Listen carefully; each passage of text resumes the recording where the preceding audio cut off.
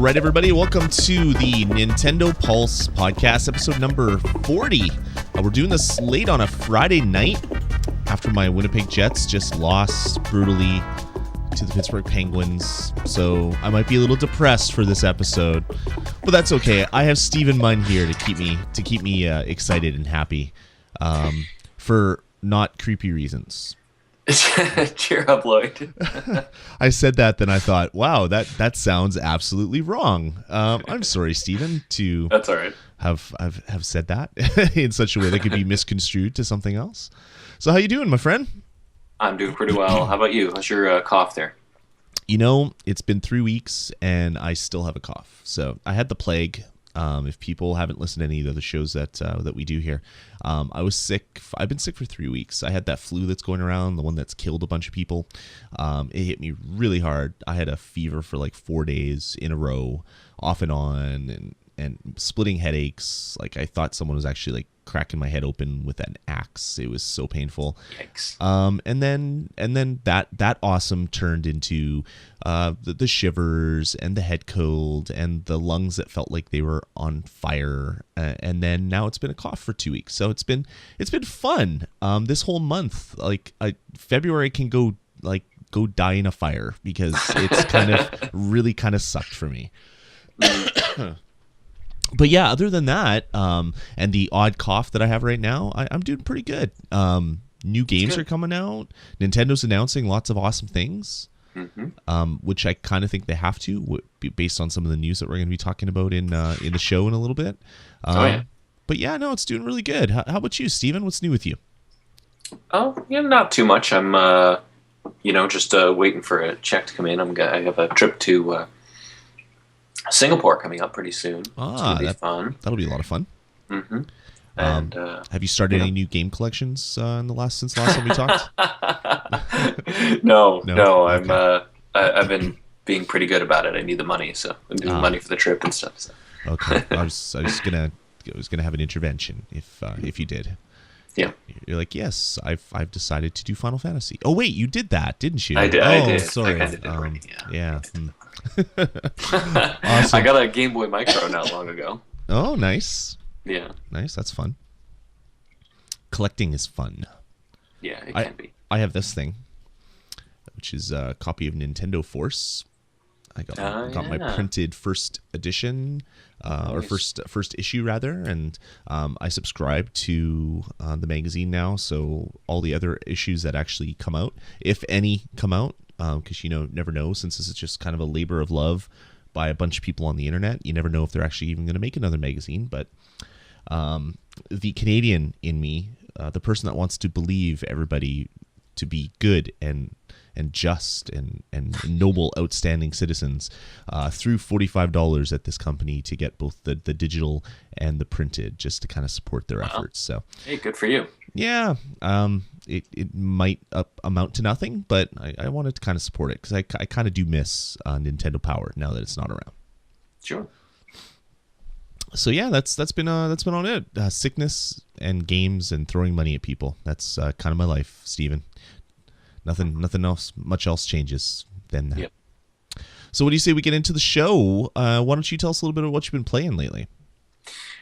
I've been spending most of my time playing Skyward Sword on, well, it's a Wii game, obviously. We're playing it on my Wii U. And how do you like that? I've yet to play a Wii game on my Wii U. It's nice. I mean, playing a Wii game on Wii U is really nice. I mean, it doesn't, we discussed this before, but it doesn't re-render it at a higher resolution. It just renders it at the same resolution and then upscales it. Yeah, so basically just stretching it. It looks better because it's over HDMI, and the color looks a lot better than it does on Wii over component. But it works fine. It takes a little bit longer to get started because you have to go into the Wii menu to get there. But right. The game itself, though, I mean, I guess it's a testament to the design that I've still been playing it despite this, but it's been such a frustrating slog through most of the game. It's like it clings to so many of these old Zelda conventions. every time you load the game, the first time you pick up an item, it tells you what it is, and you can't skip that.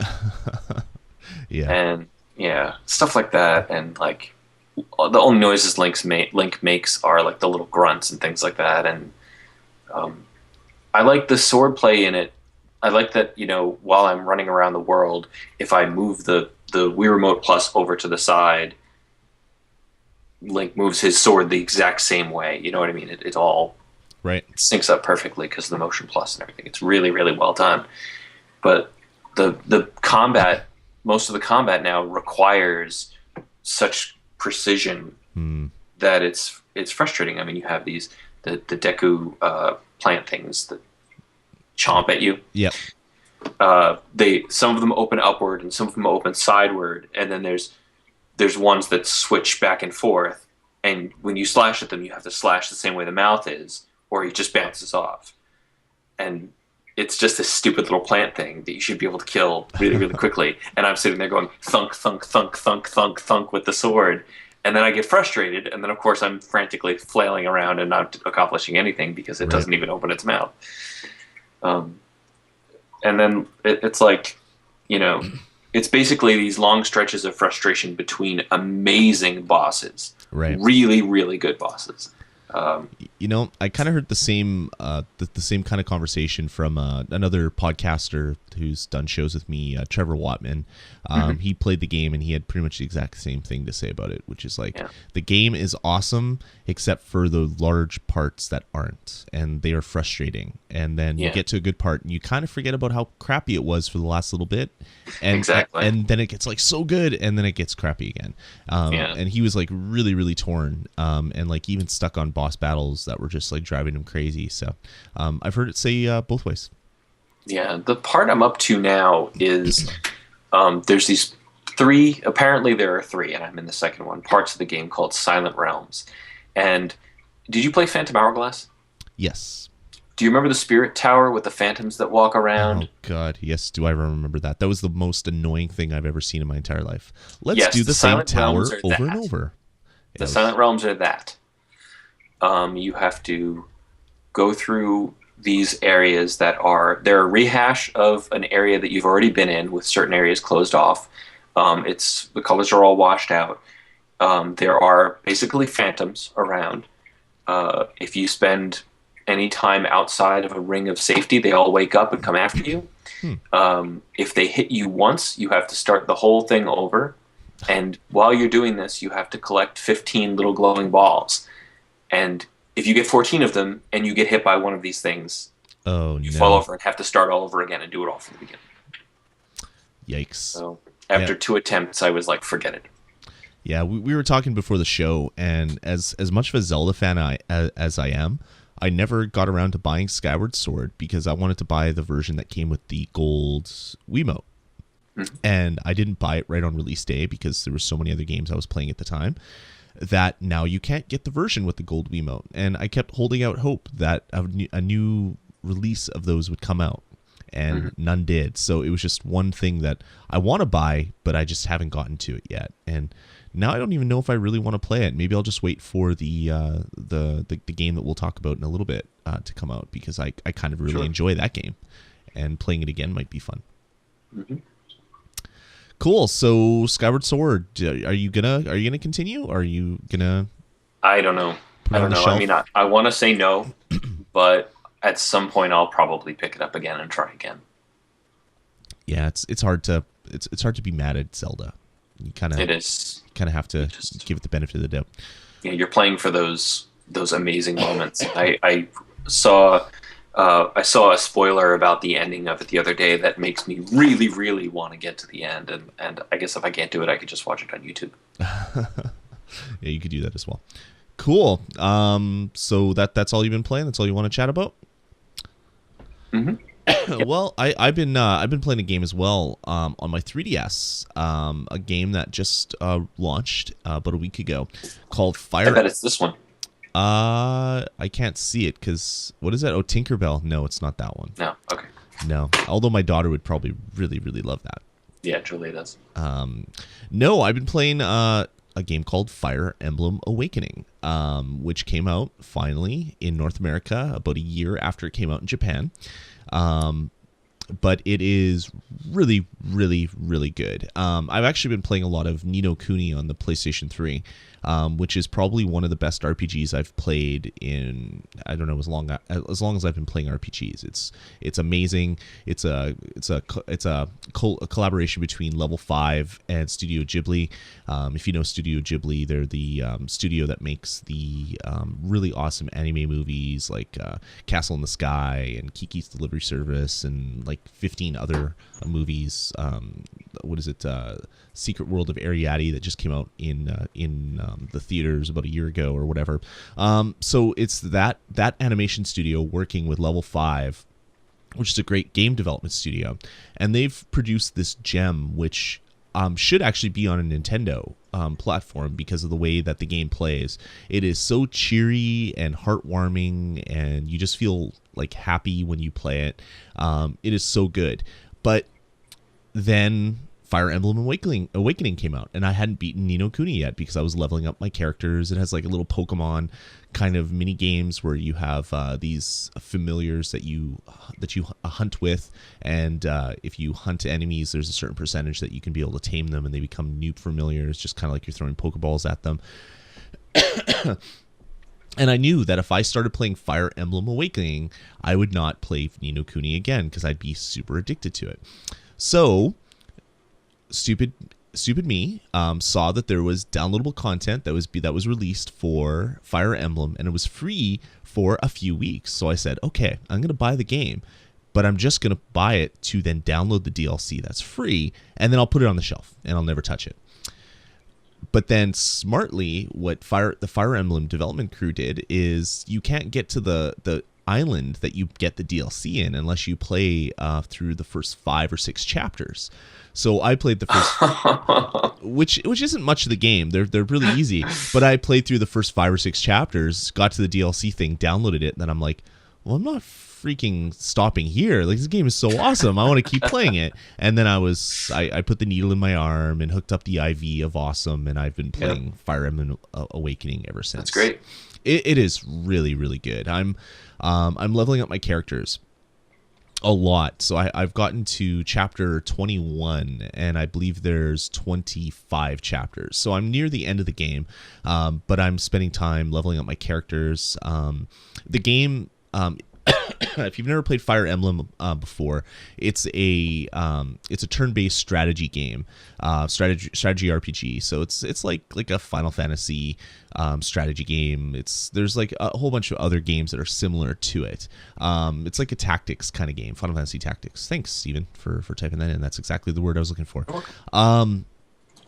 But it was very, very punishing because if your favorite character died, your character was dead forever, and gone. So my playthrough Fire Emblem before is the first few levels are easy. You're leveling up your character, but then you said, well, I'm going to go try a harder level. And then you try the harder level, and all your favorite characters die. So you reload a save, try something different. Your character dies. You reload your save. So I would like reload my save 5-6 times before I'd get through some of the levels. So I'd get through it, but it was really punishing.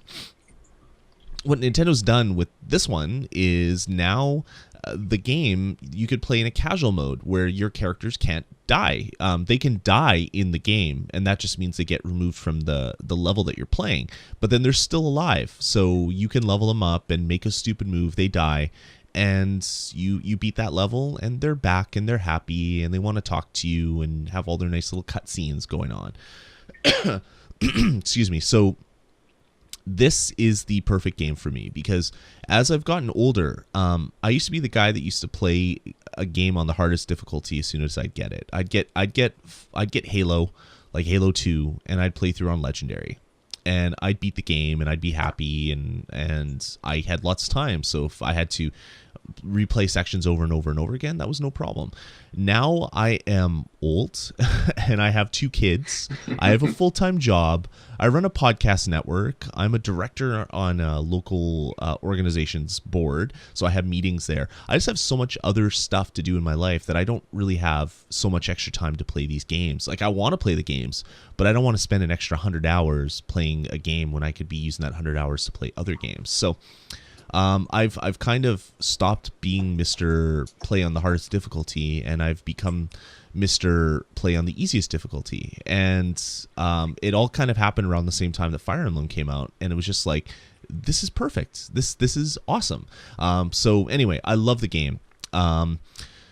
So what else is cool with the game? They have a bunch of downloadable content. There's Street Pass there, so you can pass by people that have the game, and their group of people gets downloaded in your game. It just shows up on your map, and if you beat them, then that person's main avatar joins your group if you want.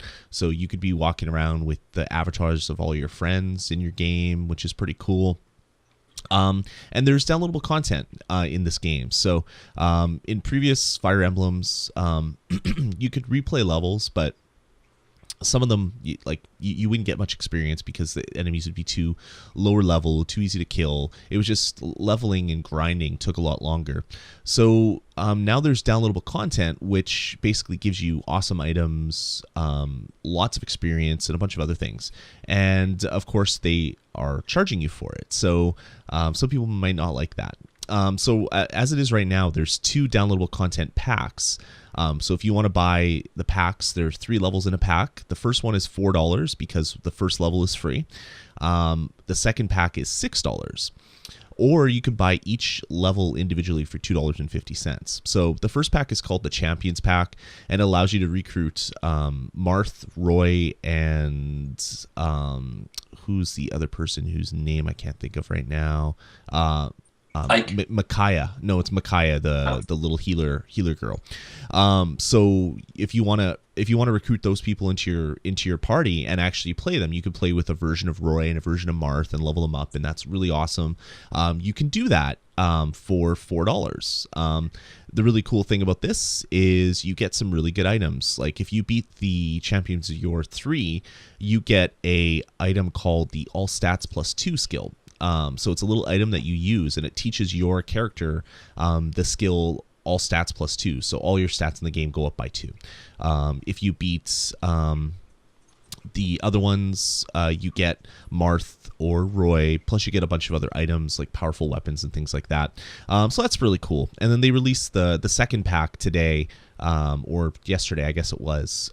They've only released the first level of the 3, but it's called the Golden Pack. And basically every enemy that you kill has a whole bunch of gold on it. So instead of having to replay levels like hundreds of times to scrape together 50,000 gold to make your own weapon, now you can just play this level, and there's 67,000 gold available in the level if you kill all the enemies. If they escape, you don't get it, but it just simplifies things. Apparently the next level in the Golden Pack is going to be one that has lots of experience, and the next one is going to be one that has a lot of rare items. So they really understand that people love playing this game to grind, but they also understand that grinding isn't always the most enjoyable thing. So they're allowing you to kind of buy shortcuts, which I'm okay with. They're not forcing you to do it, because you could just do it the old-fashioned way.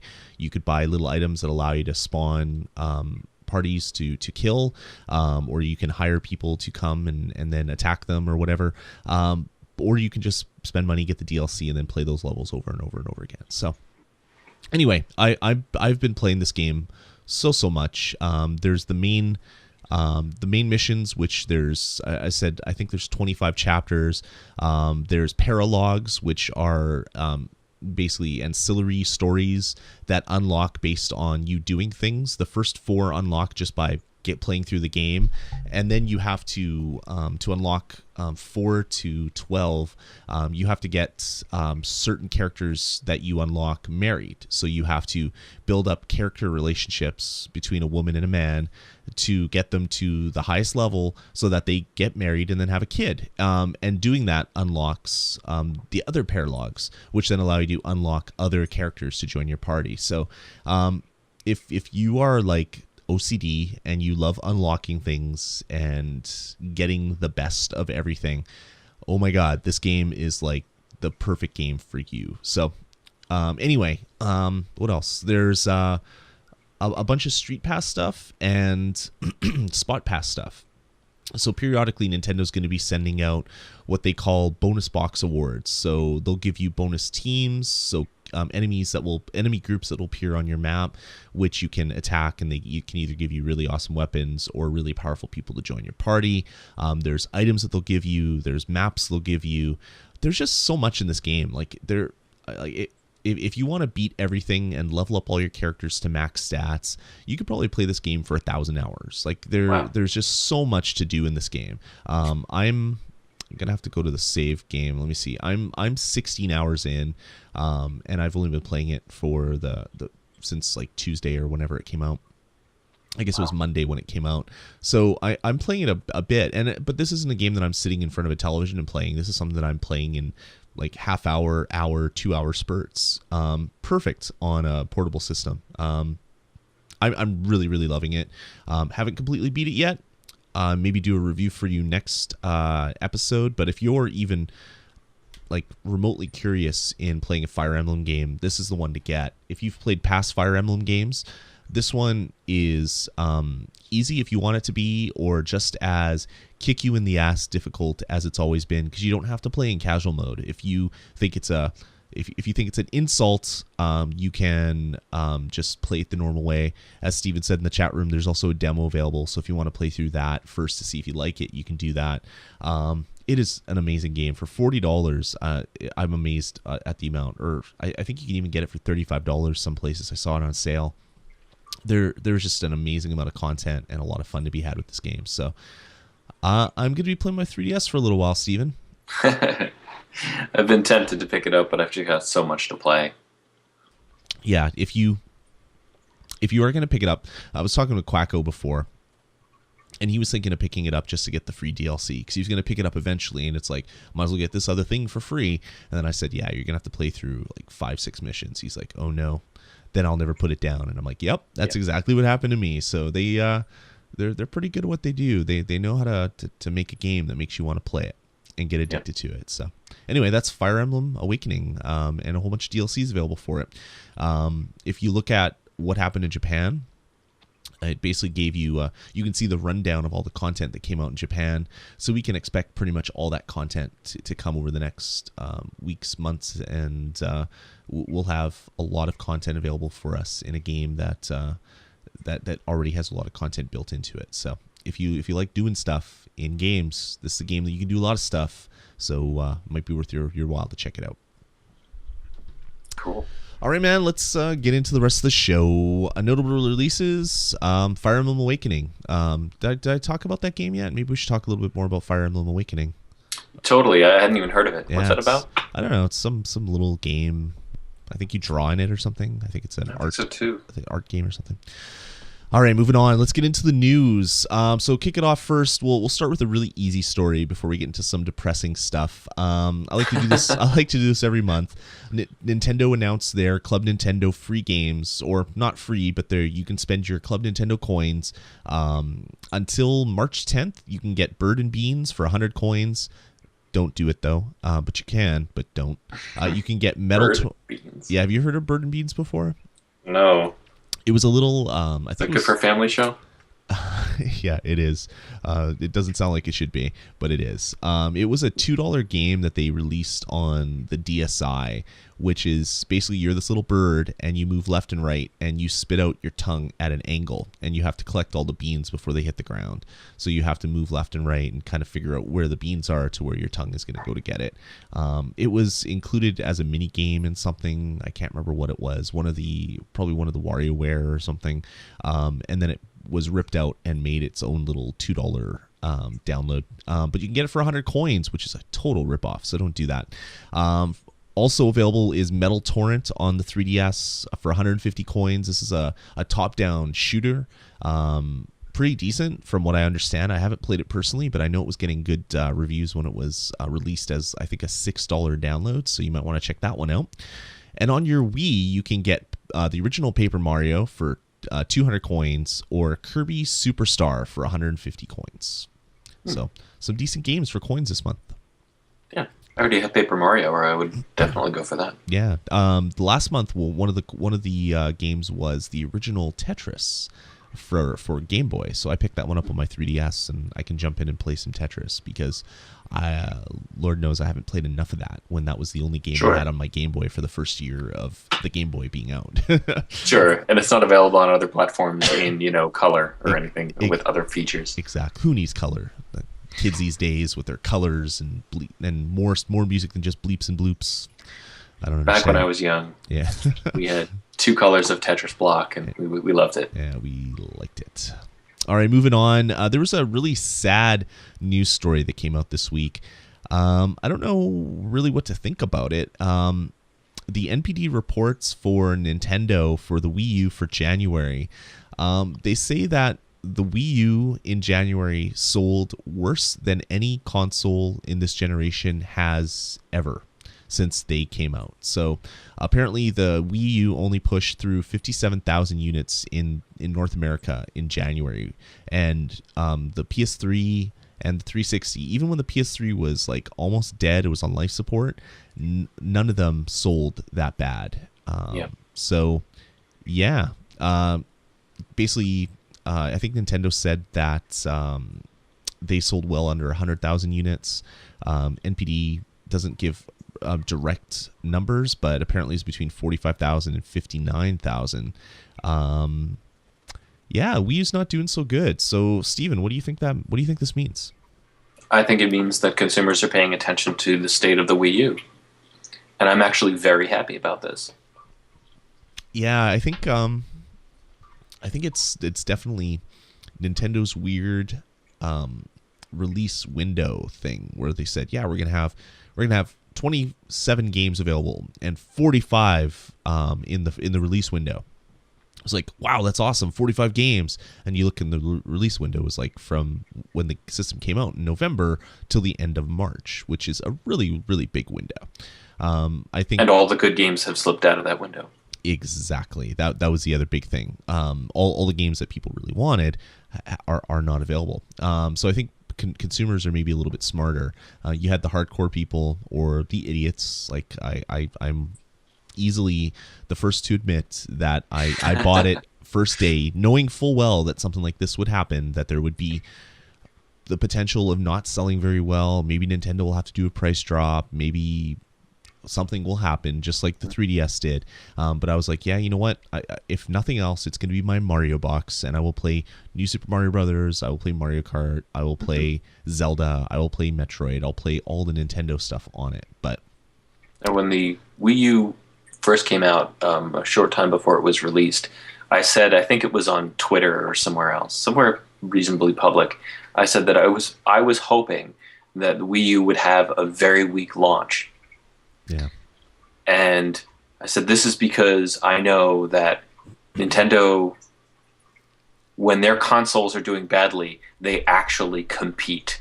They actually work hard and try. I mean, look what happened with the 3DS. Yeah. 3DS was struggled, and look what we have now. It was almost dead. It was not selling. Nintendo said, oh crap, all right, we're going to knock $80 off of it. Anybody that bought it early, we're going to give you 20 free games, and you can basically say that you're an ambassador, and you get this nice little medal on your home screen, and we love you, don't go away. And the next thing you know, after the $80 price drop, the 3DS sells more than the DS did that month. So it obviously worked. I do think Nintendo's going to have to do something similar with the Wii U, whether it's changing things, because they came out with a bundle which doesn't really address it. So for $40 more than what the deluxe set normally costs, you get a copy of Zombie U and a Pro controller. So it's like, okay, so I'm spending $40 more to get a game that I may or may not want, and a peripheral that you shouldn't need to use with any game. That should be cheaper, or it should be at the same price. This should be it comes with an art book too. Oh, okay. Well, that's obviously worth it. I'm gonna go buy 2 right now. Let me load up Amazon so I can order myself a couple. Yeah, it just seems really, really odd. Some other things that came out around the same time was the announcement from Ubisoft that Rayman Legends, which is probably the game that everybody was looking forward to the most. That was the game I bought the platform for. Exactly. I know a lot of people that did the exact same thing. It was basically going to be, it was always sold as a Wii U exclusive. It was going to be the best version of Rayman to date. It was going to look beautiful on the HD screen. You're going to be able to do a lot of control on the actual gamepad. So part of the gameplay is doing stuff on the gamepad while people do stuff on the screen. It was huge. Well, last week, Ubisoft announced that, no, we're delaying it till September, even though the game is finished, because it was supposed to come out this coming week. It was the 22nd or whatever, wasn't it? Something like that. Whatever the Tuesday of next week is. They said, even though it was supposed to come out next week, and it is done, and the developer said it is done, we're going to delay it till September because we want to have a simultaneous release on the Wii U, the PS3, and the Xbox 360. Which... it sucks really, really bad. But it also is interesting because the developers of the game were probably the biggest critics of that decision. They came right out and they had this scathing letter that they put on the internet saying, we don't understand that. This is a call that has come from the Ubisoft main office. We busted our ass for the last 6 months, not seeing our family, doing all that we could to get this game in shippable form, and now that it's ready, we're told that we're going to be sitting on it for the next 6 months, and they're really pissed off about it. But I mean, it's sales numbers like what happened in January that is forcing Ubisoft's hands. Like maybe Assassin's Creed didn't do well, maybe they didn't sell enough copies of Zombie U that they thought they would. This isn't good for the system though, and it's done nothing but cause people to start hating on the platform online. All you hear about is how much of a failure the Wii U is, where before Rayman got canceled, everybody seemed to love it or say, give Nintendo a chance. I mean, they look at all these great games that are coming out. So yeah, I mean, Steven, you said that you bought a Wii U for Rayman Legends. What are your thoughts on this delay? I was very angry about it. I mean, I'm glad that it's coming to other platforms because more people being able to play a game is good. I don't care about exclusivity. I think that exclusivity in third-party games is almost entirely a thing of the past. Yeah. And that's fine. That's the way the industry is. If that's the case, and if pretty much everything comes to every platform, it's going to be the developer with the strongest first-party and second-party games that's going to come out on top. Yep. So, I mean, it's going to be, the people who want to play Halo are going to buy a 360. Mm-hmm. The people who want to play God of War are going to buy a PS3, and the people who want to play whatever Nintendo makes, maybe you've heard of some of those brands, are going to buy Nintendo's platform. And that's the camp I'm in. I'm in that third camp. Yeah.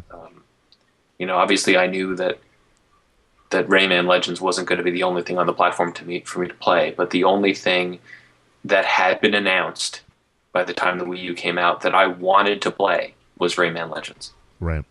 Yeah, it's a big slap in the face. So there was a big protest that went on, and kind of funny, the actual development team at Ubisoft Montpellier were actually in attendance, and even more so, Michael Ansel, the creator of the whole Rayman franchise, was there as well to support this, because apparently everybody that is not a big wig at Ubisoft thinks that this is one of the stupidest things that you could possibly do. Yep. And I guess on a more personal level, I was a huge Ubisoft supporter, like with what they did to turn around their company from being kind of an also-ran with we're gonna release like platformers kind of like every other platformer. We're gonna release games that are kind of like every other game, with changing things up with the like Assassin's Creed and other franchises that were just like, holy crap, no one else is doing stuff as awesome as this. Now I just think of them as another Electronic Arts, another big Activision. Like, they're obviously just focused on the money, not the games, which I maybe foolishly assumed that maybe they were more interested in releasing really awesome titles. Yeah, I mean, the whole thing, though, this is, I'm a little bit of a skeptic, paranoid personality type. And this whole thing was annoying and confusing and just couldn't handle it. And then when the development team, Ubisoft Montpellier, comes out, and they're holding up signs, release Rayman and stuff like that, and pictures, and like all these alarms started going off in my head. I'm like, this whole thing to me looks like a publicity stunt. Yeah, that I never thought of it that way, but yeah, that could be it. Mm-hmm. I'm thinking, did everyone at Ubisoft plan this? They're like, okay, well, this is our way to get, Wii U owners to suddenly come out in force and buy Rayman Legends when we cave in 2 weeks and release their game, and we didn't even have to spend a single penny on advertising dollars. I'm being paranoid, but that's what it looks like to me. That could be. One other interesting thing about this is the developers said that because of the delay, they're going to be releasing a second demo on the Wii U, which is going to be even bigger and better than the first demo, which was actually pretty awesome. So it seems like the developers really love the platform. They're just getting their hands forced by their corporate overlords, but who knows? Maybe it could be a big conspiracy, like you are alluding to, Stephen. Yeah, I mean, I can understand the practical end of it. It's a situation where they don't want to release one version of it now and the other version in 6 months because there's probably a thought that one platform will cannibalize the sales for the other platforms, and they probably don't want to do advertising in 2 blocks because advertising is very expensive. Right. But they could just not advertise the Wii U version if they need to, and then it would still sell because it seems to me like there's a lot of buzz about it. Yeah. But I canceled my pre-order after a few days of thinking about this whole thing and whether it's because it makes fiscal sense to them or whether it's because it's a publicity stunt. The game's not coming out till September. It's going to tank in September because it's going up against Grand Theft Auto. Yeah. It's going against everything. Everything comes out between September and December. That's the worst possible time to release a game. Especially, I mean, everybody loved the original, or the what was it, Rayman Origins, the previous one? Yeah, the previous one. Everybody loved it when it came out. And it didn't sell well. That's the thing. Like they released it and they made a huge fanfare and they released it on the PlayStation 3 and the 360 and they're like this and the Wii and they're like, this game is awesome and you should check it out, and there was advertising everywhere, and apparently it didn't do very good. And then they came out with the Vita version, which I own a copy of the Vita version, and then they recently released the 3DS version of it. It's like, okay, well, you've done it before. You released the game and then released other versions after, and like the world didn't create a big black hole of something and suck you all into it. You've done it before. And like one of the comments from the original quote from the Ubisoft corporate overlords said something like, we don't want to create a game that forces someone to buy a console that they may not want. It's like, well, you made an exclusive. So if someone wants to play Zombie U, they're going to buy the console to play Zombie U, even though they may not want it. Like that. That sounds like an excuse to me. It was some of the stupidest wording and language and like fake apologies and fake explanations that I could possibly see. It's like the reason why you make an exclusive game for a platform is because you're getting a money hat from that platform holder. Obviously, you're either getting your $10 per disc waived or whatever sort of kickback that you're giving Nintendo for each copy sold. You're either getting a discount on that or it waived, or you're getting other sort of golden handshakes down the road. So that's why you do an exclusive. You also do it because you believe and love the platform. So maybe they love the gamepad. They said, okay, we want to do Rayman Origins, but we could make it so much better. And look how powerful the system is. We could make it more HD than it's ever been before. It's going to be HDer than it's ever been.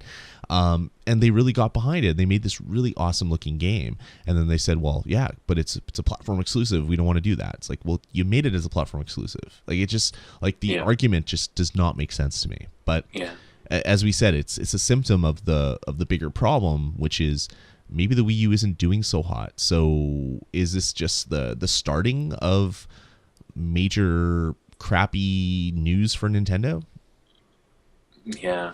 And the other good comparison to Rayman Origins is that, not only did Origins not sell well, but it came out around in the fall, and in when you got to around Black Friday or so, um, there were deals on it everywhere. It was like Yep. $30. Yep. It was 30 or $40 on Amazon. That's where I bought the PS3 version. Mm-hmm. So why should I pre-order Legends on Wii U now when it's probably just going to repeat the same thing? Sales are going to be poor, and then it's going to be half price in a few weeks on Black Friday on Amazon, and I'll just get my copy then. Yep. Exactly. Like it just doesn't make sense. I'm looking for another article that I had saved and I can't find it. Oh, here it is. Apparently, some developers at DICE are saying that the Wii U is crap, and that project's being canceled. This is Mario Winans, the co-founder of City Interactive. It says at DICE, nobody has been talking about new Wii U projects that they have started, only Wii U projects that they have just canceled. The platform is in serious trouble. Publishers and developers from the US, UK, France, Germany, and Australia mainly. Publishers and devs have never recoiled from the PlayStation 3 like they seem to be doing with the Wii U, even though this is all anecdotal. So this is a comment from one dude who probably didn't even mean to make the comment in an area that other people would hear, that would then record it and put it on our website somewhere. But you heard these same things about PlayStation 3. Like the system was crap to develop for. It's the support from Sony was garbage, and then you had games that came out that did terribly. They performed horribly, and basically projects were being canceled. The exact same thing, what seems to be going with the Wii U. So what Sony did is they invested a whole crap load of money, and they had Sony engineers would fly out to big development companies, sit there with them to go over these problems. They increased their development toolkit to a level of what, say, the Xbox 360 or the Wii's was, so that if you were a smaller developer, you didn't need all this help, because a lot of the heavy lifting would all be done by the base engine that was included with this toolkit, and a whole bunch of other stuff like that. All because of this backlash, and they fixed it, and the PlayStation 3 is doing really damn well. Maybe this is a good thing for Nintendo. Maybe that means they are going to start supporting the system a little bit more. Maybe it means that their often rumored release of a public development kit where you can make your own homebrew through a homebrew channel, similar to what you can on the Xbox with the XNA development studio. Maybe that stuff will start happening. Like maybe this is going to be a holy crap moment. Not that Nintendo hasn't had enough of those in the last little while, to really make Nintendo kind of right the ship and steer it into open waters instead of the jagged reefs that they're sailing towards right now. Do it. Love your metaphors all over the place. I just Sailing metaphors. I opened a bag of metaphors and they're dropping all over the place. So I They apologize for are that. a mess over there. All right, let's move on. Some good news for the Wii U. Pokemon Scramble U has been announced in Japan, and Pokemon Scramble came out in Japan, and then a couple months later came out in North America. So it looks like we're probably going to be getting this in North America. If you don't know what Pokemon Scramble was, it was kind of like a battle arena for Pokemon where you get a bunch of people in an arena, they fight each other, you win, you lose, whatever. It seems like this one is going to take whatever the Wii version or the Wii downloadable version of Pokemon Scramble did, and is kind of ramping it up to 11. You can play potentially with all 649 Pokemon that have been released. It's a 4-player battle game, and there could be up to 100 Pokemon battling at the exact same time. So it's gonna be crazy. If you like Pokemon, I'm not a huge fan, so I probably won't play it. But if you are a Pokemon fan, this is probably giving you very happy thoughts right now. 100 Pokemon battling each other in one big, I don't know, gyrating arena because of all the stomping that's going around with these big Pokemons. It's going to be crazy, man. I know, Steven, you're a huge Pokemon fan. We've covered that in previous episodes. You're the biggest Pokemon fan ever, so you're probably salivating for this right now. Yeah, Lloyd is actually being hyperbolic because I'm the exact opposite. Yeah, you don't completely apathetic. You do not really like Pokemon at all. So you probably don't like this other news story. You know how Nintendo said they would never do anything on iOS, that they don't believe in the market? And then the Pokemon company came and released their Pokedex on the App Store for iPad and iPhone. And then Nintendo came out in like kind of damage recovery mode and said, well, this is just a little, it's like a book for our games, so it's not really the same thing. Well, maybe it's gotten a little bit closer because Pokemon TV just launched on the iPhone, iPad, and Google Play. And essentially, it's a free app that you can download and stream Pokemon cartoons and the Pokemon movie as well. So a lot of them are free. I'm sure down the road they'll be pay. It's very similar to what you can do right now with your 3DS at like Best Buy. You go in there and they have like the Nintendo zones. And if you get on that special Wi-Fi SSID, you can then stream Pokemon cartoons right from your 3DS. You can do it from, I think, Starbucks, McDonald's, and I think Tim Hortons in Canada, I believe, does that as well. Now you can just download an app on your iPhone or iPad and stream a bunch of videos as well. So looks like maybe Nintendo understands that there is some money to be made on other platforms, and maybe they're testing the waters a little bit. That is interesting. It is kind of cool. Whether it's going to go anywhere, I don't know. But I guess it's not Nintendo. It's the Pokemon Company. Which, right. Are they owned by Nintendo or they're a partnership? I'm like, does Nintendo fund their projects, but they don't own the company? Like, there's always. As far as I know, they're a partnership. Okay. But Nintendo actually has. They probably have like 90% some level stake. of ownership of the Pokemon brand.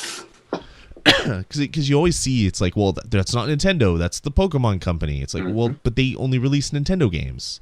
It would be like Rare, I guess. Maybe that's a good analogy. Like Rare was the same kind of thing where they released games only for Nintendo until Nintendo didn't want to work with them anymore, and then they got bought by Microsoft. Maybe it's the same sort of thing, I guess. I don't know. But anyway, Pokemon TV, if you have an iPad, iPhone, or Google something or other, you can download it and watch some streaming Pokemon videos. All right, you ready for this, Steven?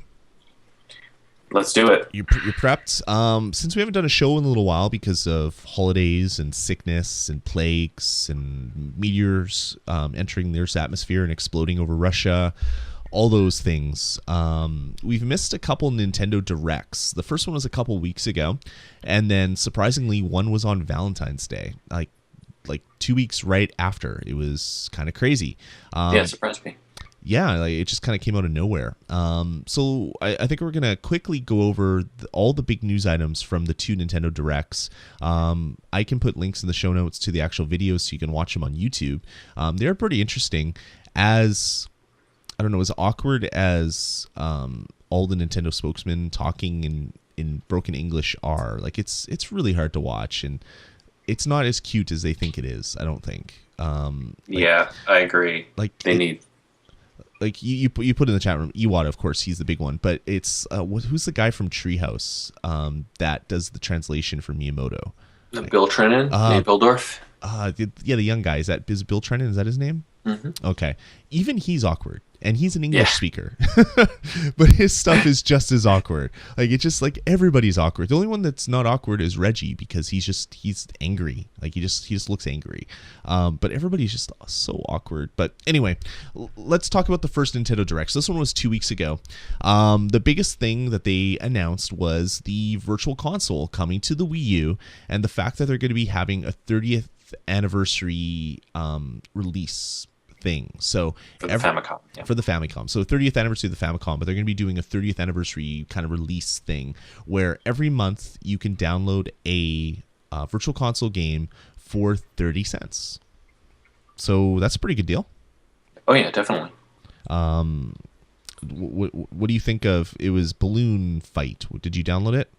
I did, yeah. As soon as I finished watching the video, I went and I downloaded it. It runs pretty well on the Wii U. Imagine that. A really powerful system can run an old NES game. But they put in all the extra features. Like you can play it on the gamepad, which is awesome. You can do multiplayer on the screen and the gamepad. You can do multiplayer using just the gamepad and like a Wii remote. You can reassign controller buttons on there, which is fantastic. I mean, I wanted that on the Wii from the beginning. So they really packed it with features. It was nice. Yeah, they did. It's pretty cool. So you can get Balloon Fight up until the 21st, so about a week from today or so. It's the 15th, so yeah, about that. A little bit less, but whatever. And then starting on the 20th of February, F-Zero for the Super Nintendo will be available 30 cents. On March 20th, it'll be Punch-Out from the NES. Then Kirby's Adventure from the NES on the 17th of April. Then Super Metroid for the SNES on May 15th. Yoshi for the NES on the 12th of June. And Donkey Kong for the NES on July 15th. So these aren't all just like Balloon Fight kind of games. These are some larger titles like F-Zero, Kirby's Adventure, Super Metroid, all really popular games. And you'll be able to buy them for 30 cents. They said that this is a trial campaign, which really was confusing because you thought, oh, so when it comes out for like full release, I'm going to have to rebuy it. Well, no, that's not the case. If you buy it for 30 cents, you get to keep it as well. So pretty interesting. I never thought Nintendo would release games for cheap. And this seems to be a really good way to kind of push the fact that it exists, because I think people kind of forgot about Virtual Console. The Wii Virtual Console isn't as big in news as it used to be. Yeah, and as I understand it, made Nintendo a lot of money. Yeah, it did. I mean, they're selling games wrapped in an emulator for $5 to $15. I mean, it's like printing money. So if Nintendo was smart, they would release every single game that was available on the Wii immediately on the Virtual Console on the Wii U. It not doing that slow release like they're planning on doing. But they're going to do the slow release, except for some of the titles. They said that you're going to be able to rebuy a bunch of your titles for $1 if you already transferred them over to your Wii U from your Wii. Like all these weird like magic things that you're going to have to do, these hoops you're going to have to jump through. If Nintendo was smart, they would just like run the batch converter on all these things and have every NES, Super Nintendo, Game Boy Advance, Game Boy, TurboGrafx 16, Game Gear, what is it, Genesis, was there Commodore 64, Commodore 64, arcade ROMs, N64, everything that has ever appeared on a Virtual Console, just release it, and people will then spend money. That slow release weekly garbage is just I don't understand why they would do that. What I figure is the case here is this 30th anniversary thing is their way to buy time while they build the actual Virtual Console. These are not, I don't think these are Virtual Console games here. I think these are, they're little standalone applications. I mean, Balloon Fight is a 35 megabyte download. Yeah. There's no way they're going to have every NES game that comes out, especially teeny tiny ones from the NES launch window, which I'm sure Balloon Fight was. Mm-hmm. At 35 megabytes a piece. I mean, it just doesn't make sense. Eventually, in a few months, when they've finished assuming a few months, they've finished the Virtual Console software and they've got it in a batch kind of a situation like you're talking about, then they won't have to have this little team that's sitting in a corner somewhere at Nintendo headquarters in Kyoto making these individual NES games in their own application wrappers and releasing them one at a time. Right. And then it's going to be a matter of licensing, I'm sure. I'm sure when they set up licenses for their own games, even setting them up for the Virtual Console, they all specify platform on the ESRB.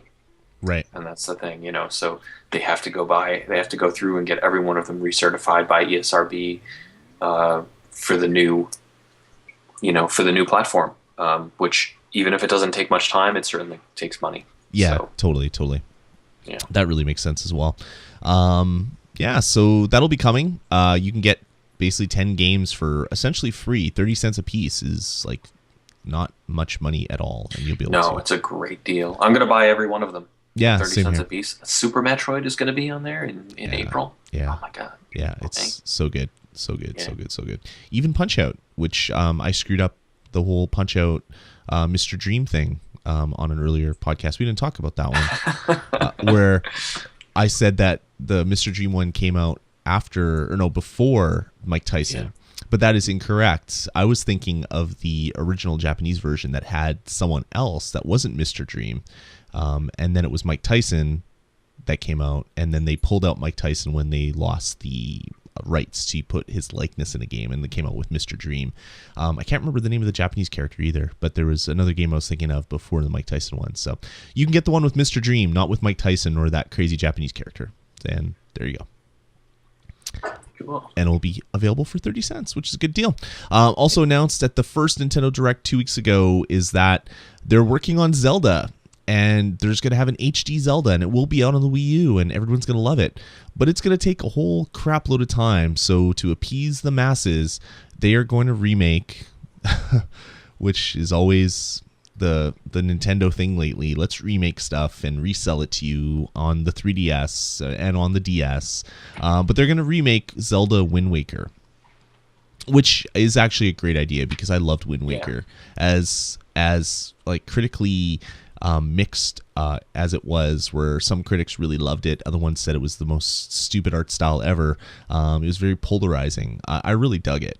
And basically, they explained it in such a way where when they were working on the Wii U, they wanted to find something that would work with the console, with the power, but without being super photorealistic. So they took old environments from Wind Waker and brought them into the Wii U development tools, and just by rendering them with higher res textures, it looked awesome. And they're like, wow, we could make a game with this. So they're going to be doing that. So Zelda Wind Waker HD is going to have gamepad play, Miiverse integration, and it's going to be coming out sometime this year. So you can get yourself some Zelda this year, which is going to be really saying August.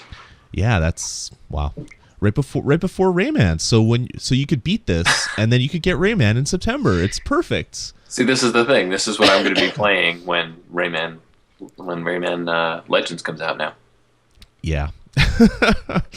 I don't understand. So anyway, so Zelda Wind Waker HD will be coming out, which is going to be awesome.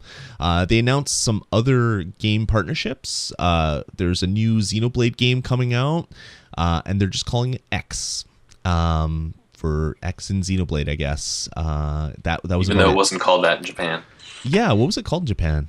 Monado, the End of the World, yes, or Monado. That's right. how they pronounce the name of the sword in the game. Yeah, so it's like, okay, this is really weird. So anyway, a game called X with a really awesome screenshot and a little teaser video shown, and it's like, okay, that's awesome. Then they also announced Shin Megami Tensei Crossed Fire Emblem will be coming out. So if you want to play another cross game, I guess Capcom's been doing that for a while. You'll be able to play a game that is a cross between Shin Megami Tensei and Fire Emblem. Yeah, that's coming out too. And it was just like, all right, I kind of like the idea of that. So I really kind of want to play that. So that'll be cool too. There was a new Yoshi game announced called, what was it called? Yoshi Story Yarn or something? I watched through the video and I didn't, a couple of times, and I didn't see them mention a title for it at all. Maybe it was just a blog article I read that said it was going to be. Yeah, there was a leak earlier, like a few months ago, where they mentioned a game called Yoshi Story. Yeah. So anyway, this is going to be, it's by the Kirby Epic Yarn developer, and it's basically Yoshi as Yarn. So it's essentially the same kind of look and feel, but it's going to take place in a kind of a Yoshi adventure kind of world. So looks really interesting. I don't know if I really want to play another game that looks like I'm made out of yarn. I mean, Kirby really kind of did it perfect, and with the whole pulling the world together and opening up buttons and zippers and things. I don't really know what a Yoshi game could do to really differ itself from that, but I'm willing to give it the benefit of the doubt and play it just because I love Yoshi games. So we'll see what that one's all about. They announced that a playable version of Smash Brothers Wii U will be available at E3, whether that's for the general public or just for I don't know, game journalists at different events, but it'll be shown off at E3, which is going to be really cool. And also a new Mario Kart, and will be available at E3 to be, I guess it will be shown off at E3, as well as a new 3D Mario will be coming. More news will be coming later this year. So whatever that means, if they're going to show it off at E3, if it's going to be a playable demo, who knows? But they were actually saying, we haven't forgotten about you guys. We like all of our franchises, and we will be releasing new games based on them in the future. stick with us, buy our console. Was kind of the message of this whole video. Don't sell your console. Actually, I think was more of the more the thing. Don't give up on us. I can't.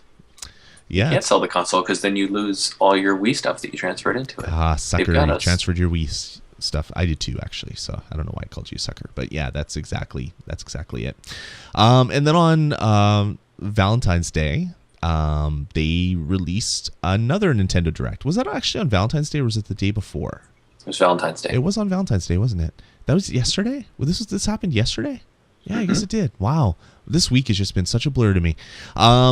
Basically, they had another Nintendo Direct yesterday, and they basically called 2013 the year of Luigi, which is odd. Iwata had a nice Luigi hat, and he's saying how much they loved Luigi, even though he's kind of been the lesser known brother. He's always in the back of all the box art. They actually showed off like a whole bunch of games with Luigi kind of in the background or his face being cut off and stuff. It was actually it was pretty funny. It was pretty funny.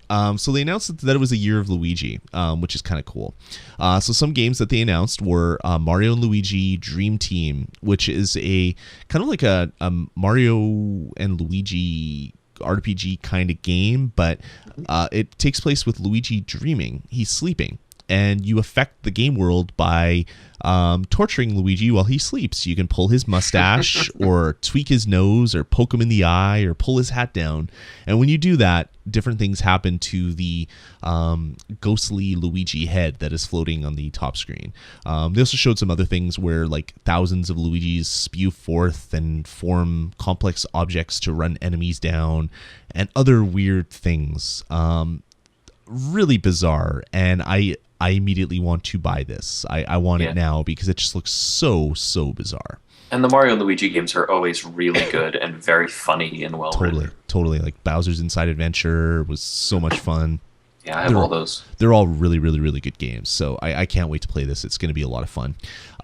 They also announced that a new version of New Super Mario Brothers U is going to be coming out. But it's this one's crazy. But it's called New Super Luigi U, and he said we're not calling it Brothers because it only takes you can only play with one of them.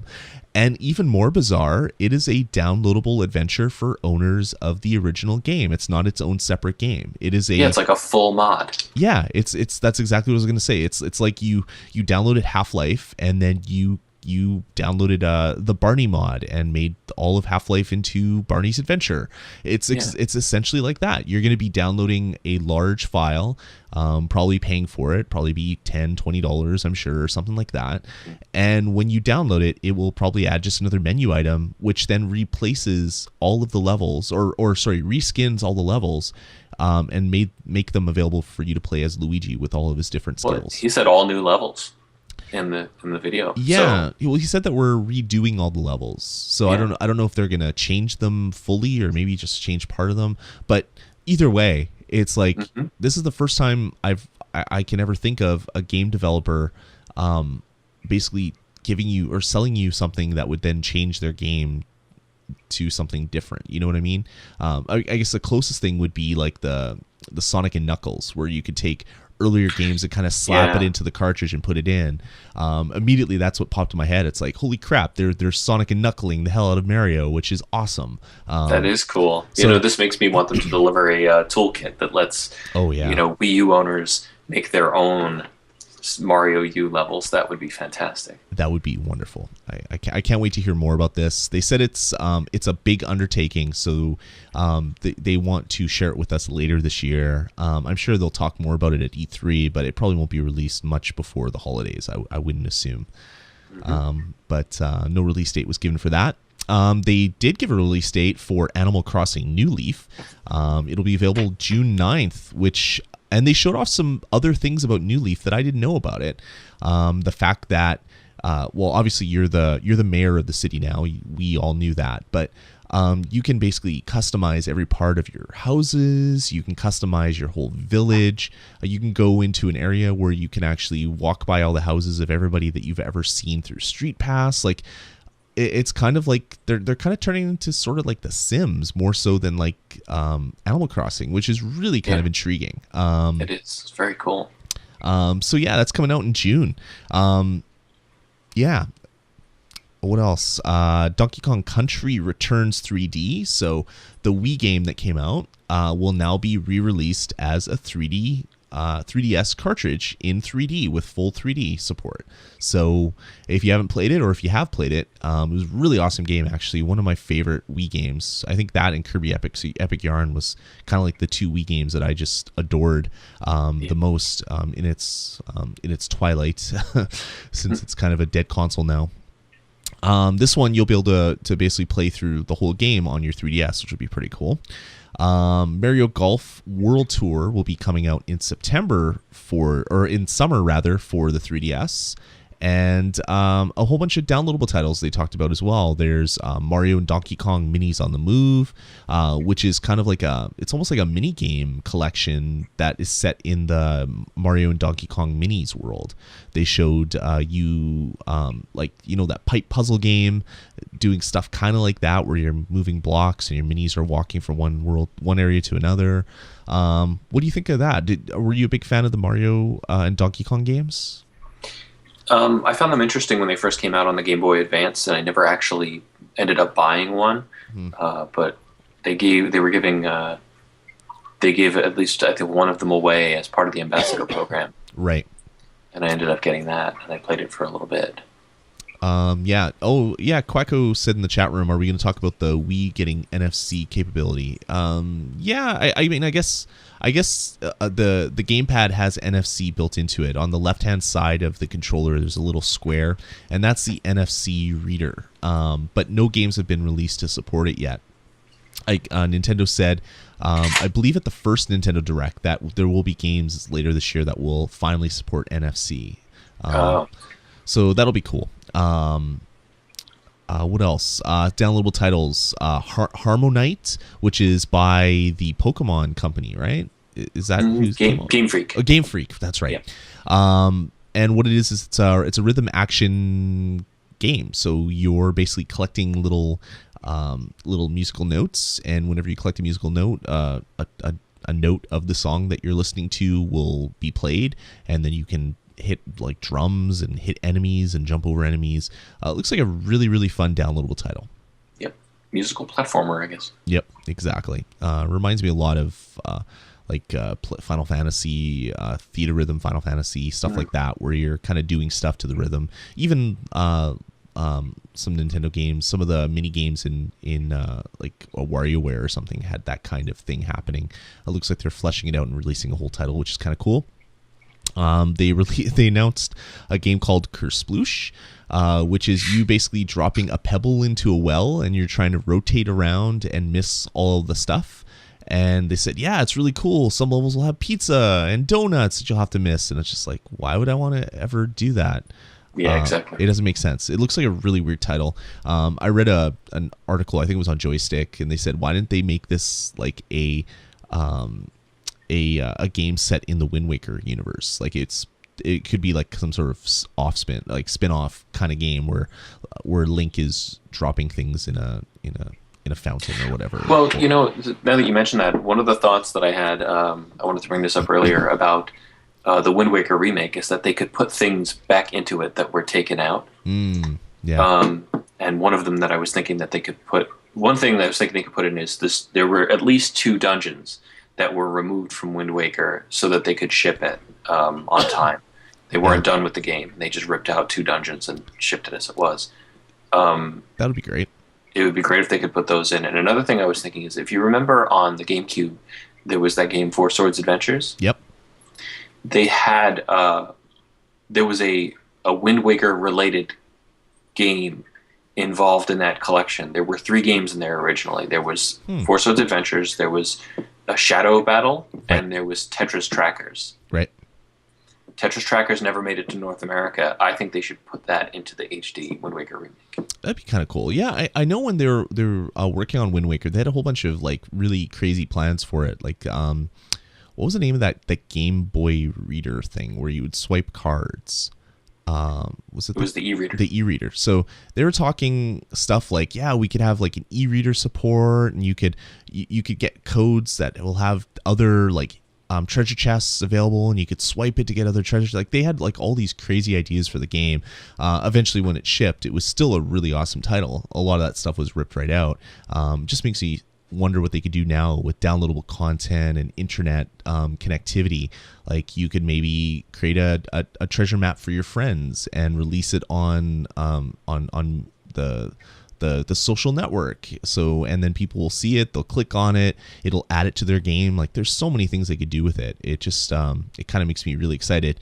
Of course, Nintendo, they're really conservative with these things, so they probably won't do anything like that. But kind of makes me wonder what the possibilities are. Maybe they'll have a developer that gets really sort of secretive and adds all this stuff to the game without Miyamoto seeing, and then shows it off to him, so Miyamoto can't squash it before it gets done or whatever. What else? Last but not least, this one's actually really cool. Nintendo's launching a promotion right now where, excuse me, beginning today, I believe the 15th, if you buy a 3DS XL and registered online, all you have to do then is buy a copy of Luigi's Mansion Dark Moon or Pokemon Mystery Dungeon Gates to Infinity. If you buy either of those two games and a 3DS XL and register it on your Club Nintendo account before April 30th, you will be able to get a free game as a download. And those games are Super Mario 3D Land, Professor Layton and the Miracle Mask, Art Academy Lessons for Everyone, Freaky Forms Deluxe, Your Creations Alive, or Star Fox 64 3D. So that's actually a really, really great deal. It is a great deal. Yeah, this I was like, oh yeah, I could really go for Star Fox. I'd like to have Star Fox, but I already registered my 3DS XL, and I don't really expect to be buying another one. You see, I have my code like right up here, right beside me. I haven't registered it yet because I was gonna wait till June because I've more than doubled my like ambassador, like gold ambassador or whatever they're called, elite status, I think it is. I've already doubled the amount of coins that I would need to get elite status this year, and I was like, wow. I want to take that 160 coins and save it for next year, so I'll be like a third of the way to getting elite status again. Unfortunately, I can't because I want to get a free game. So since I'm already going to be buying Luigi's Mansion, which is coming out in March on the 21st, which is when this thing begins, I will unfortunately have to register my my 3DS XL on my account and then get the Luigi's Mansion one because I really want a copy of Professor Layton Miracle Mask because I didn't actually buy that one yet. It's one that I have on my want list that I have not picked up, so I can get it for free. Yeah, it's one of those games that is $40 in stores except for when it's $20, and it seems like all of these are the same thing where they're $40 games, but a lot of them are on sale for $20. Actually, I think Freaky Forms is always $20, but I think the other ones are their suggested retail price is about $40. So yeah, Star Fox has been hovering around 40 since launch. So I mean that's a great deal. You buy a system, you buy a game, and you get a game free. So it seems like the 3DS is kind of the console that has the best games right now.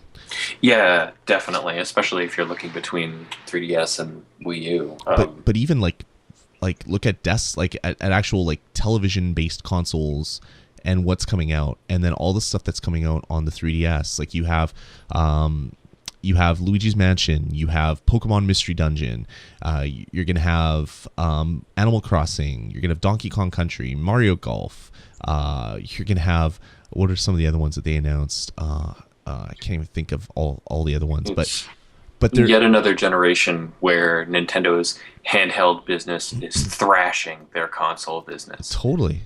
Like they were announcing a lot of release dates.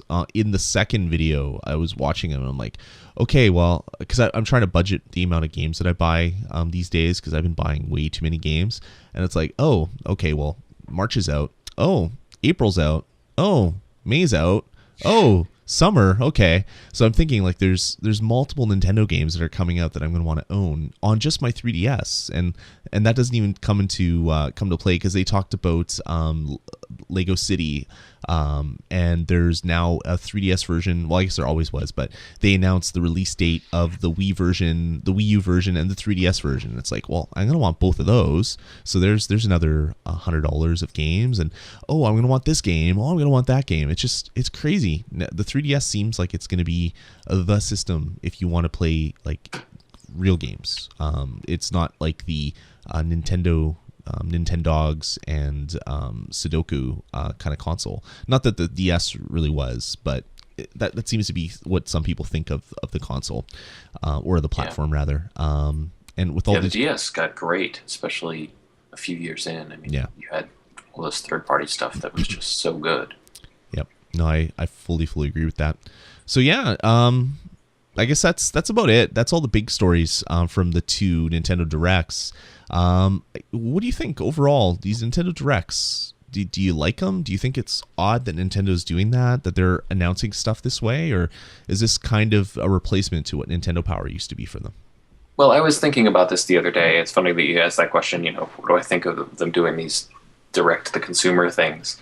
And I think that this really is, in concept, it's a really, really good idea, because Nintendo has a problem in the enthusiast press, and that is that it seems like 3/4 of the enthusiast press dismisses Nintendo out of hand no matter what Nintendo does as a kiddie company, an old company that doesn't make games that I like anymore, that kind of a thing, because they're all playing Call of Duty, God of War, whatever, Grand Theft Auto. They don't care about Nintendo stuff anymore, or they never did because they're young enough where they didn't grow up with it. Right. So Nintendo kind of nips that in the bud by presenting the news in a controlled way, the announcements in a controlled way, and taking them straight to the consumer. Mm-hmm. It's easy to argue that the videos themselves are pretty disgusting in terms of their production values. I just want to talk to Nintendo and say, hire me. I will come out there. I will do everything for you, and you could just give me free games, and that would be happy. I would be happy with that. It's horrible. Like the canned presentation. In the second one, they had a whole bunch of like people sitting in really awkward kind of forced poses. They're kind of going like this, and they have their finger up in the air, and they're talking about games, and they have fake smiles. It's really awkward. It's like watching like cable access television. It's just really bad. And they really, as much as I love the guy, they really need to stop having Iwata do so much of the video in North America. He's so clumsy to watch. And robotic is how I want to describe it. And it's like you have to strain sometimes to understand what he's saying. Yeah. Just like every time he said Luigi, it was clear that it was very, very difficult for him. Yes. And yeah, I mean, he's just not a native English speaker, and he has not had just English speaking lessons. Which is okay. He's a Japanese businessman. That's fine. That runs a Japanese company. That is fully expected. Yeah. And Reggie would not be the guy to replace him either. Like they need to find a Major Nelson kind of guy. Or a who was the guy that they had the character that they invented for PlayStation? Oh yeah, that they then sued. The smug guy. What's his name? Oh, I can't remember. Yeah. Let me Google it. Sony. He was funny though. He's a really funny guy. Kevin Butler. Yeah, that's not the actor's real name. All you have to do is go to Google and type in Sony sues, and the first hit is Kevin Butler, which is just so absolutely insane. Yeah, but Kevin Butler was great. Like yeah, they need someone like that. That would be really good. You remember the commercial they had with him where he was making fun of Wii Sports Boxing? Yes. Yeah. It was hilarious. He's like, I love that guy. I love the character that they made for him. They need someone because I love the idea of these. Like, I definitely think it's a good replacement to Nintendo Power. As much as I really want more Nintendo Power, Prince dead, yada yada yada, blah blah blah. I get that. This is a good replacement for it. They just really need to package it in a more kind of hip way. I want to say, if that's like they got to look at what I don't want to say what G4 does, because that's like that the needle swung way too far the other direction. But maybe look at like what Revision 3 does, or some other podcast networks like other ones I can't even think off the top of my head. What like Game Trailers does, or Reviews on the Run, or Electronic Playground, like those types of games, and or like Quacko says, like VG podcasts. Yeah, that sure that would be great. Except we don't do much video. Don't do too much video, Quacko. So we do video, but they're not super produced things. They need to look at all that stuff and kind of engineer their release of information to be more like that, because then people will be more accepting of it. As bad as it is, you don't want to distill everything down to the lowest common denominator, but you kind of have to when you're advertising, and that's all this is one big advertisement. Yeah, it's like their stuff is so stilted, and it's clearly pre-written. It's like they're reading everything off of cards, but at the same time, it's like you could see that they're really trying to be endearing and charming and funny. Yeah. But that you kind of either have to be all sincere and kind of off the cuff and unrehearsed so that you can look comfortable. Yeah. Or you have to go overproduced to the point where, you have an ad firm do the whole thing for you. Yeah, totally. You can't be in the middle like they are. It's just so uncomfortable to watch. They're trying to be very Nintendo. Like very Japanese, kind of charming Japanese, which works. I'm sure they go over really well in Japan. Just the North American audience is obviously different than the Japanese audience. Otherwise, we have Japanese. Well, we do kind of have Japanese TV if you look at Saturday morning cartoons. But anyway, that's another story. But one thing I want to hit that does relate to this other topic that we had. Sure. And this is quick. This was a piece of news that just came out a couple of days ago, and that is that Nintendo announced that they are merging two of their teams. They're merging their console hardware dev team and their handheld console dev team, to which I have to say, why the hell were these teams not working together already? Because the 3DS's operating system is a million times better than the Wii U's operating system or the Wii's operating system. They should be doing the same thing. Yep. And they should be interacting with each other. It's about damn time. Yes, it is about damn time. So, just like you said, they were separate companies before inside of Nintendo, so they did stuff in secret from each other. It's similar to what Sony does, where their mobile phone department doesn't talk to their music streaming department, doesn't talk to their video department, doesn't talk to their PlayStation department. So everything is so different from each other. It doesn't make sense. This is going to be good, if only for the reason where if you have everybody working under the same roof, maybe you'll finally have a freaking Nintendo account that you can sign into once and have it across all of your Nintendo devices. Something as simple as that would be great. If that's all that comes out of this, I will be thankful for Nintendo for all the craziness that they're going through to merge these two companies. Yep. Or these two units in their company. But yeah, no, that's a huge thing as well. So I hope that excuse me, I hope that leads to some interesting news at E3, where I really hope the Nintendo ID that you have on your Wii U becomes something portable, because I hear nothing but people have hate for the Wii, because it's like, well, I'll buy a game and then if my console breaks, it's gone and Nintendo sucks, blah. Nintendo's now saying that they will transfer that license to another console for you if you call them up. It's just so stupid. Like, just tie it to the ID and lock it. So lock it with keys, where your system has to refresh that key every once in a while, similar to what Xbox does. And like, if I download a game on my Xbox and I want to put it on another one, I have to revoke the key by doing the account transfer, which revokes the key. And I'm sure that game will run for a period of days or months or weeks or whatever, but eventually it'll stop working. And if Nintendo's just worried that people are gonna buy all their games on one console and like buy a dozen games and then share their ID with their friends, I mean, it's no different than rentals. So I don't see it being such a huge issue personally. But I think the issue at Nintendo is one that Nintendo has struggled with for a very long time, and that is that they are not a forward-thinking company. And they probably never imagined that there would be any need to create this unified system. Yep. And the unified accounts are already there. If I go into my Nintendo, my Club Nintendo account, I can look all the way back to like 2003, 2004 to Game Boy Advance and GameCube games that I bought that are listed in there. Yep. You know, they know that I have those games. I registered them. Yep. And it's like, you know, they have me. They have this records of me. They know who I am. They know all my purchases, all my WiiWare stuff, all my Virtual Console stuff, all my consoles. Yep. They have the serial number from the first GameCube I owned. It's very true, and it's very odd, and I hope they do figure that out, because that is probably, of all the hate online for Nintendo for the Wii U, that is probably the biggest one. And if they could just come out with that, and it would save them like one support person saying something different than another support person, and then articles appearing on Joystick or Kotaku because of it.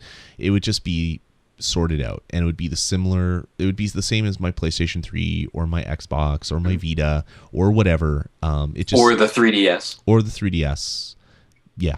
Can you transfer digital downloads from one 3DS to another? Oh yeah, yes. There's the transfer tool, right? That allows you to do that. Transfer tool. And they even have a transfer tool, remember, to go from Wii to Wii U. That's right. But there's nothing to go from Wii U to Wii U. Yeah. But if your 3DS if your 3DS gets run over by a truck, you can't transfer your games from one to another without calling Nintendo. You can call up Nintendo, give them the serial number, and they'll transfer it for you. Exactly. We need to get rid of that part. There needs to be the logging into your device is the calling Nintendo and getting it all transferred. It does it in the background. I mean, if I can buy a game on my iPhone and it appears automatically on my wife's iPhone and my iPad, Apple has figured out the best way to do it. And oh my God, yes. Nintendo probably doesn't want to do that. They don't want you to play a game on multiple devices, even though the PlayStation 3 allows you to do that. Maybe they want you to limit the amount of devices, whatever. But at least have it so when I log into a device, it then unauthorizes all the other similar devices. I would be happy at that. If I log into my 3DS, it will then deactivate all those games on my 3DS XL. I get that. That would be fine with me. Yeah. But they need to do something, because it's probably the biggest black eye that Nintendo has right now, as far as their platform is going for them right now. Definitely. All right, man. I think that's going to about do it. That is a lot of stuff that we talked about. That's a lot of news for your ear holes, guys. So we do apologize for rambling on as long as we did. But hopefully... They love it. They do. They do. And I'm sure I'm going to get a lot of emails that are going to contradict a lot of the things that I say, because I'm on all sorts of wonderful drugs right now, so I'm not coughing into the microphone constantly. So if I did misspeak, I do apologize. But I think we did a pretty good job, Steven. You kept me honest, my friend. I think so. I think we did okay. I think we did a good job of picking up at each other's gaps. I think so. All right, guys. I'm going to put some music on. Thanks for joining us. Thanks for subscribing. Head on over to vgpodcast.com. Click contacts at the top of the page. You can send us an email. Email us directly at vgpodcast@gmail.com. We want you to join the forums. We all love dancing GameCube controllers and Wavebirds. But if you don't, you can actually come to our forums and talk with us while we talk about games, because we do that every day. So vgpodcast.com, click forums at the top, and that'll take you right to our forums. Call our voicemail line, which is area code 505 VG Podcasts. And that's going to about do it for this week, man. Thanks, Steven. Thank you, Lloyd. And we'll talk to you guys in about a week's time or so. Take it easy.